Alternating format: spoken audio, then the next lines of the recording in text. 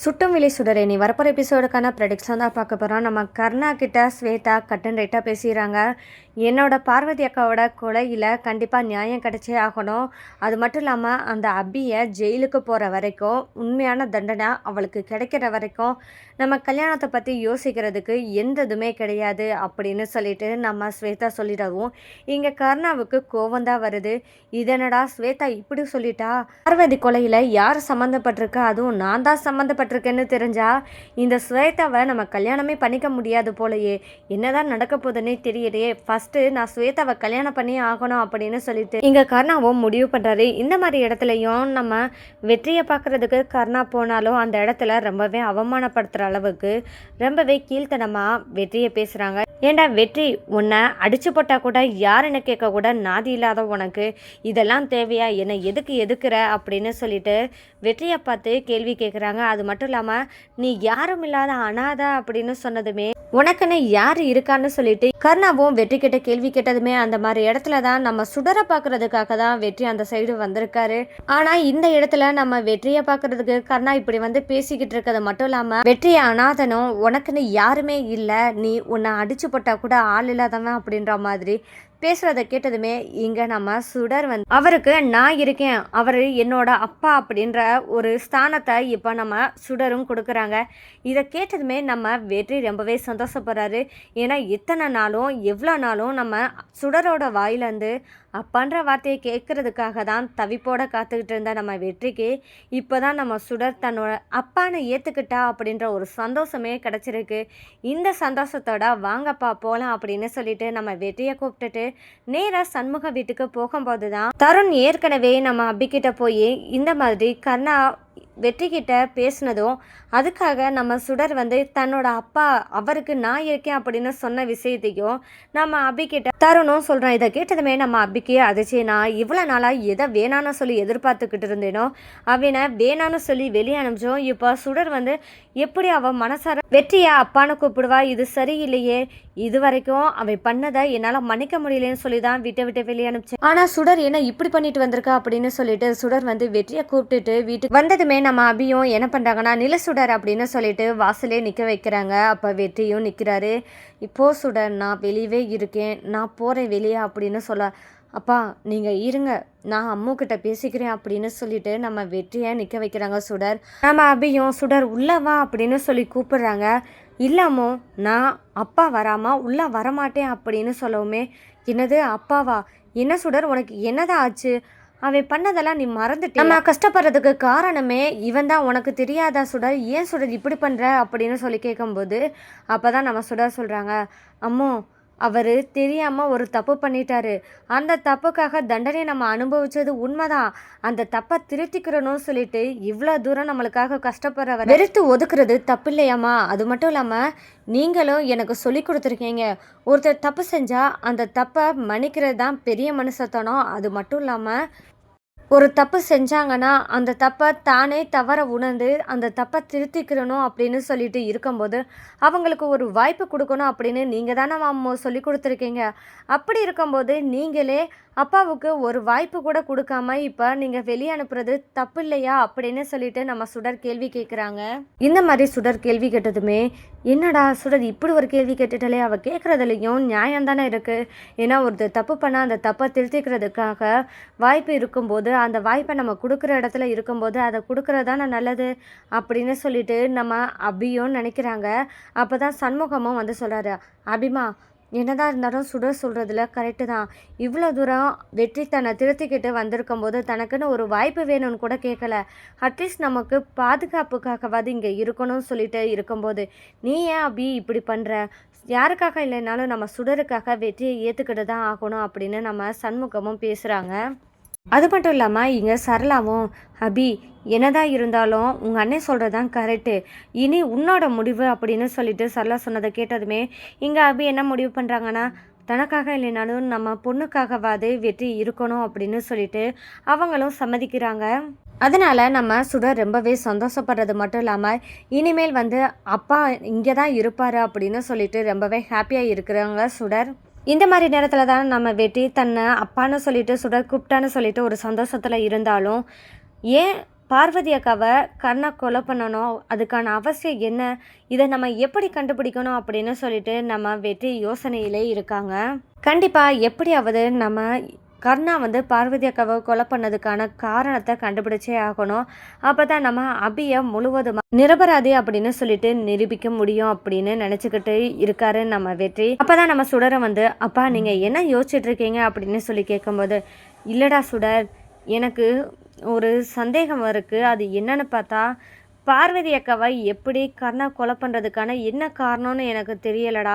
இப்போ நான் அதை கண்டுபிடிச்சா தான் நான் அம்மாவை வெளியே கொண்டு வர முடியும். அது எப்படின்னு யோசிச்சுட்டு இருக்கேன் அப்படின்னு சொல்லிட்டு நம்ம சுடர்கிட்ட வெற்றியும் சொல்கிறாரு. அப்போ தான் நம்ம சுடர் என்ன கேள்வி கேட்குறாங்கன்னா, மகேஷோட அம்மாவான பார்வதி ஆண்டியை கொலை பண்ணுறதுக்கு முன்னாடி அவங்க என்னென்ன பண்ணியிருக்காங்க, அந்த நேரத்தில் என்னென்ன நடந்துச்சுன்னு உங்களுக்கு ஞாபகம் இருக்கா, கொஞ்சம் யோசிச்சு பாருங்க அப்படின்னு சொல்லிட்டு நம்ம சுடர் சொல்கிறாங்க. இதை கேட்டதுமே நம்ம வெற்றி யோசிக்கிறது மட்டும் இல்லாமல் அந்த நேரத்தில் நம்ம சுடர் இன்னொன்று சொல்கிறாங்க, நீங்கள் என்ன மகேஷ் வீட்டுக்கு கூட்டிகிட்டு போயிருந்தீங்களா, அப்போ மகேஷ் தன்னோட அம்மா எழுதிய டைரியை என்கிட்ட கொடுத்தான், அது என்கிட்ட தான் இருக்குது அப்படின்னு சொல்லிட்டு நம்ம சுடர் சொல்கிறாங்க.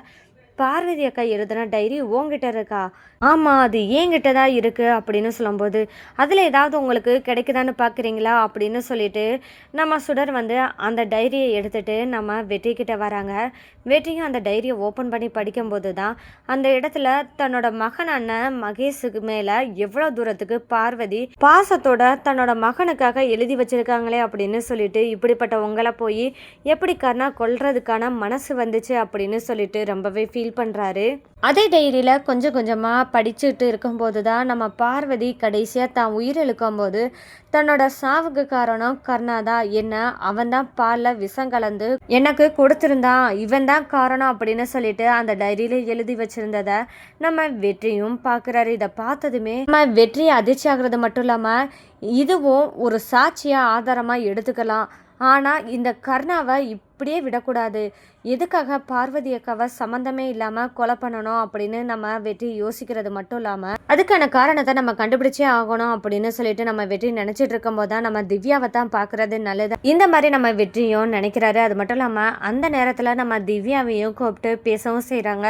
அப்போ திவ்யா வெற்றி கிட்ட, வெற்றி உனக்கு கொஞ்சம் கூட மனசாட்சி இல்லையா, ஏன் இப்படி பண்ணுற, பார்வதி அண்ணியை கொலை பண்ணவங்களுக்கு சப்போர்ட்டாக போய் இருக்கிறியே, உனக்கு எப்படி மனசாட்சியே இல்லையா அப்படின்னு திவ்யா கேட்கும்போது, திவ்யா நிறுத்து, உனக்கு என்ன நடந்துச்சு ஏது நடந்துச்சுன்னு தெரியாமல் பேசாத, இங்கே பாரு அப்படின்னு சொல்லிட்டு அந்த டைரியை காமிக்கவும் செய்கிறாங்க திவ்யா கிட்ட. அப்போ தான் திவ்யாவும் அந்த டைரியை படிக்கும் போது தான் நம்ம திவ்யா அதை படித்ததுமே அதிர்ச்சி ஆகிறது மட்டும் இல்லாமல் இது யாரோடது அப்படின்னு சொல்லும்போது தான், இது பார்வதி அக்காவோட டைரி தான் அப்படின்னு சொல்லிட்டு திவ்யா கிட்ட நம்ம வெற்றி சொல்லவுமே, இங்கே நம்ம திவ்யா என்ன சொல்கிற வெற்றி, இந்த டைரியில் பார்வதி அண்ணியை கொலை பண்ணது கர்ணான்னு சொல்லிட்டு குறிப்பிட்டிருக்காங்களே, இது உண்மையா அப்படின்னு சொல்லி திவ்யாவும் கேள்வி கேட்குறாங்க. இது உண்மைதான், இது யாரோட கையெழுத்துன்னு தெரியுமா, இது பார்வதி அக்காவோட கையெழுத்து தான் அப்படின்னு சொல்லிட்டு நம்ம திவ்யா கிட்ட வெற்றி சொல்லவுமே, அப்போ திவ்யாவும் கேள்வி கேட்குறாங்க, பார்வதி அண்ணியை கொலை பண்ணுறதுக்கு காரணம் என்ன அப்படின்னு சொல்லிட்டு நம்ம திவ்யா கேள்வி கேட்கும்போது தான் அப்போ தான் வெற்றி சொல்கிறாங்க, இதை தான் நான் கண்டுபிடிக்கணும், இதை நீ உன்னால் மட்டும்தான் முடியும் அப்படின்னு நான் யோசிக்கிறேன் அப்படின்னு வெற்றி சொல்கிறாங்க. சரி வெற்றி, உண்மை என்னன்னு தெரிஞ்சுக்கிறதுக்கு நான் உனக்கு உதவியாக இருக்கேன் அப்படின்னு சொல்லிட்டு நம்ம திவ்யா என்ன பண்ணுறாங்கன்னா வெற்றிக்கு ப்ராமிஸ் பண்ணி கொடுக்குறாங்க. இந்த மாதிரி நேரத்தில் தான் நம்ம கர்ணாவுக்கு எப்படி கூட இருந்தே குழிய பறிக்கணும், அது யாராக இருந்தாலும் பரவாயில்ல, தான் மட்டும் நல்லா இருக்கணும் அப்படின்னு நினச்சிக்கிட்டு இருக்க கர்ணாவுக்கு அவனை மாதிரி குணம் உள்ள ஒருத்தன் தானே கூடவே இருப்பான். அப்படி தாங்க இந்த கர்ணாவோட கூட இருக்கிற லாயரும் நமக்கு எப்படா சான்ஸ் கிடைக்கும் அப்படின்னு நினச்சி எதிர்பார்த்துக்கிட்டே காத்துக்கிட்டு இருக்காரு இந்த லாயரு. இப்போ என்ன நடக்க போகுதுன்னா, இப்போ நம்ம திவ்யாவும் வீட்டுக்கு வந்துடுறாங்க. வெற்றிக்கிட்ட பேசினதுக்கப்புறம் கொஞ்சம் மனசில் பயத்தோடையும் இந்த வீட்டில் நம்ம எப்படி இருக்கிறது, நம்மளை ஏதாவது பண்ணிடுவானோ இந்த கர்ணா அப்படின்னு சொல்லிட்டு ஒரு பதட்டத்திலே வீட்டுக்குள்ளே வரும்போது தான் நம்ம கர்ணாவும் திவ்யாவை பார்க்க ஆரம்பிக்கிறாங்க. என்ன திவ்யா எங்கே போயிட்டு வர அப்படின்னு கேட்கும்போது நம்ம திவ்யாவோட வார்த்தைகளை தடுமாற்றம் இருக்கிறத நம்ம கர்ணாவும் கவனிக்கிறாரு. ஆனால் இருந்தாலும் பரவாயில்ல அப்படின்னு சொல்லிட்டு திவ்யா நமக்கு எந்த துரோகமும் பண்ண மாட்டா அப்படின்னு நினச்சிட்டு, சரி திவ்யா என்ன எங்கே போனேன் அப்படின்னு கேட்கும்போது, இல்லைண்ணா நான் வெளியே போயிட்டு வரேன், சும்மா ஃப்ரெண்டை பார்த்துட்டு வரேன் அப்படின்னு சொல்லுவோம். சரி திவ்யா அப்படின்னு சொல்லிட்டு அந்த நேரம் பார்த்து தான் நம்ம கர்ணாவை பார்த்து பேசுகிறதுக்கு ஸ்வேதாவோட அம்மாவும் பேசுகிறாங்க. மாப்பிள்ள என்ன மாப்பிள்ள ஸ்வேதா இப்படி சொல்லிட்டா, உங்கள் கல்யாணத்துக்கு பத்திரிகைலாம் அடிச்சாச்சு, இந்த மாதிரி நேரத்தில் ஸ்வேதா என்னடானா பார்வதிக்கு நியாயம் கிடைச்சா மட்டும்தான் தனக்கு கல்யாணம் நடக்கணும் அப்படின்னு சொல்லிட்டு முடிவோடு இருக்கா. இப்படி இருந்தால் என்ன மாப்பிள்ள செய்கிறது அப்படி ஸ்வேதாவோட அம்மாவும் கேட்குறாங்க. இதை கேட்டதுமே நம்ம கர்ணா என்ன சொல்கிறாங்கன்னா, இங்கே பாருங்க அத்தை, ஸ்வேதாவோட முடிவை மாற்றுறது இனி உங்கள் கையில் தான் இருக்குது. ஏன்னா எனக்கு பார்வதியோட கொலைகேஸில் அபிக்கு தண்டனை கிடைக்கல அப்படின்னு நினச்சிட்டு எனக்கு அப்படியே மைண்ட் அப்செட்டாக இருக்கேன்.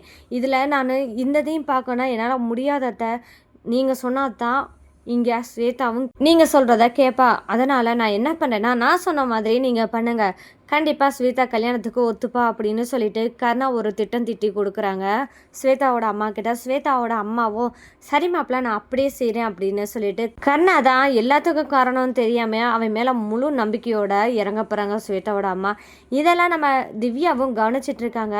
என்னடா அண்ணன் ஸ்வேதாவை கல்யாணம் பண்ணிக்கிறதுக்கு இவ்வளோ ஆர்வமாக இருக்கே அப்படின்னு சொல்லிட்டு திவ்யா நினைக்கிறது மட்டும் இல்லாமல் ஒருவேளை பார்வதி அண்ணியை கொலை பண்ணுறதுக்கான காரணம் ஸ்வேதாவாக இருக்கக்கூடாதா அப்படின்னு சொல்லிட்டு நம்ம திவ்யாவுக்கு சந்தேகம் வருது. ஏன்னா இப்போ வர வர நம்ம கர்ணாவோட நடவடிக்கையில் ஸ்வேதாவை கல்யாணம் பண்ணணும் அப்படின்றதுக்காக தான் முழுக்க முழுக்க தீவிரமாக இறங்க போகிறாரு நம்ம கர்ணா. இதனால கன்ஃபார்ம் பண்ணி நம்ம திவ்யா என்ன பண்ணுறாங்கன்னா, பார்வதி அண்ணியை கொலை பண்ணுறதுக்கு முழு காரணம் இந்த ஸ்வேதாவை வச்சு தான் கர்ணானே கொலை பண்ணியிருக்காங்க அப்படின்னு சொல்லிட்டு 100% நம்பினது மட்டும் இல்லாமல் இதை வெற்றிக்கிட்டையும் சொல்கிறாங்க. வெற்றி இதுக்கு மேலேயும் நம்ம ஸ்வேதாவை காப்பாற்றணும்னா கண்டிப்பாக அவங்களுக்கு உண்மையை சொல்லி தான் ஆகணும்.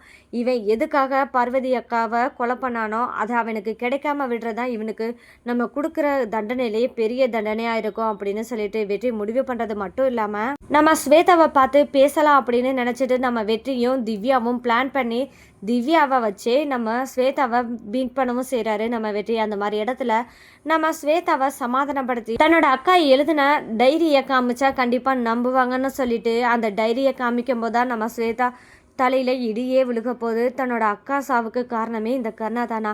இது தெரியாமல் இத்தனை வருஷமாக நான் இங்கே இருந்திருக்கேனே, என்னோட வாழ்க்கையும் நான் வீணடிச்சிருக்கேனே அப்படின்னு சொல்லிட்டு உண்மையான குற்றவாளி இந்த கர்ணாவாக இருக்கும்போது தேவையில்லாமல் நான் அபி மேலே பழி போட்டு ஒரு சின்ன குழந்தையும் ஜெயிலில் கஷ்டப்பட விட்டுட்டேனே அப்படின்னு சொல்லிட்டு குற்ற உணர்ச்சியால் துடிக்க போகிறாங்க. இந்த இடத்துல நம்ம வெற்றி, ஸ்வேதா மற்றும் திவ்யா இவங்க 3 பேரும் சேர்ந்து என்ன பிளான் பண்ண போகிறாங்க அப்படின்றதாங்க இனி வரப்போகிற எபிசோடில் அடுத்ததாக ட்விஸ்டாக இருக்க போது.